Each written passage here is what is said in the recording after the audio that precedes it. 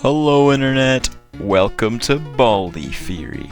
I am Shobble Dobble, the world's most slightly above average Baldi's Basics theorist, and today I will be revealing the earth-shattering evidence that the principle of the thing is, in fact, the Roaring Night.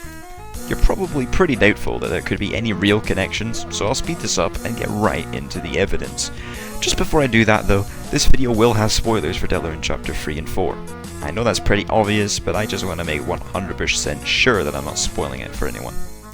First and foremost, Principal whistles, much like how the knight roars. Both are very notable aspects of their respective characters, and they are both tied to making a distinctive sound with no words in it or anything. You picking up what I'm putting down here? Principal raises up his finger, much like how the knight raises up their bat, katana, knife, one of those things.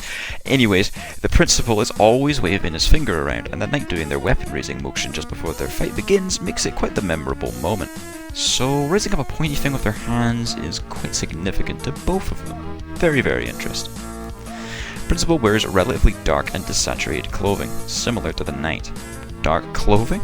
At the very least connects him to the Dark Worlds in some way. Combined with the other evidence, this reinforces the idea of him being the knight. Principal is the one to say 99 seconds, which is used in the really spoopy 9-9 secret. The 9-9 survey is very similar to the Goner Maker sequence at the start of Chapter 1. This connects Principal to Wingaster, and likely the knight. Even if they aren't directly working with each other, Wingaster is aware of the knight and is watching over the player's performance against them, as he makes one of his very few appearances when the player loses to the knight. 99 upside down is 66, which is the number associated with Wingaster and, by extension, the knight. Principal doesn't end the player's game, but enters it instead. The knight specifically goes easier on Chris, and by extension the player, after the fight has been won. The knight also does a lot of stuff to delay the fungi, such as closing off the third sanctuary and summoning a titan. The fungi get through these roadblocks without too much hassle, but they still slow them down quite a bit. After the knight roars, they begin their silent but ruthless battle. This is like how the principal will go silent if he sees you break rules, no longer whistling, just focused on chasing after you. The knight has been to every major Dark World at least once. I think this mirrors her principal is guaranteed to appear on every seat in Baldi's Basics Plus. The payphone in all versions of Baldi's Basics plays a disorienting tone when it is turned on. This mirrors how Chris's phone in the Dark World plays nothing but garbage noise, which is tied to old Wingaster. Where else does this tone play? From the tape player in the principal's office, of course. Isn't that interesting? The principal knocks 3 times before entering faculty-only rooms. This mirrors that the knight only appears to fight the fungi in the 3rd chapter. The principal is one of the few characters who can interrupt Playtime's minigame. Now, who else is interrupted in Chapter 3 who is also mysteriously wearing red and wants you to play games and stuff with them? That's right, Tenna. Who interrupts them, you ask? The knight, of course. That is very, very interesting. In Plus, the principal tends not to revisit places he's already been to for quite a while after checking them. The knight never seems to make a fountain in the same place twice. Interesting. Principal is mysteriously absent in both the Grapple Challenge and the Speedy Challenge. The only challenge he is present in, and he is very much present, is the Stealthy Challenge. What chapter is Stealth somewhat a part of? Chapter 3. Who else appears in Chapter 3? The knight. The whistling the principal partakes in is based on an episode of The Amazing World of Gumball.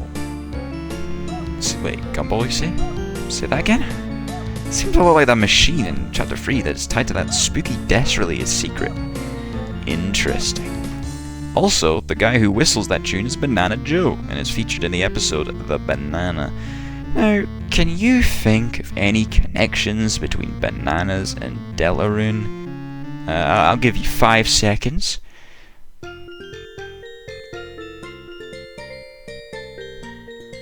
Why, it's Queen, of course. She talks about the importance of obtaining bananas multiple times in Chapter 2. And who does the Queen know quite well? The knight.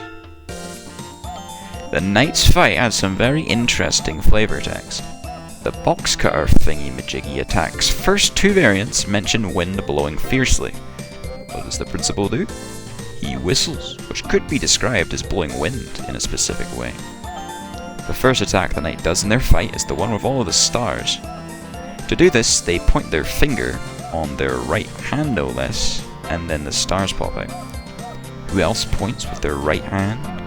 Principal of the thing. The principal is one of the very few characters that chase you. And what song contains the knight's motif? That's right, the chase. And finally, the principal has a very special item, being the principal's keys. Now, where do we see keys in Deltarune? The mantle games. Both of the keys you get from the sword route are tied in some way to the knight. The ice key could be tied to the holidays, and it seems that Carol is in cahoots with the knight, so that makes sense. The Sheller key also connects to the knight, as we know that the knight can go into the Sheller, as they do so at the end of chapter 3. That's about it for my evidence. This theory isn't nearly as concrete as my last two, but there are still a few interesting connections. Also, I may have gotten some of the Deltarune lore related stuff wrong, since I'm not an absolute Matt Pat Pippins level conspiracy theorist or anything. But hey, that's just a theory. A Baldi theory. Thanks for watching, and see you on the next floor.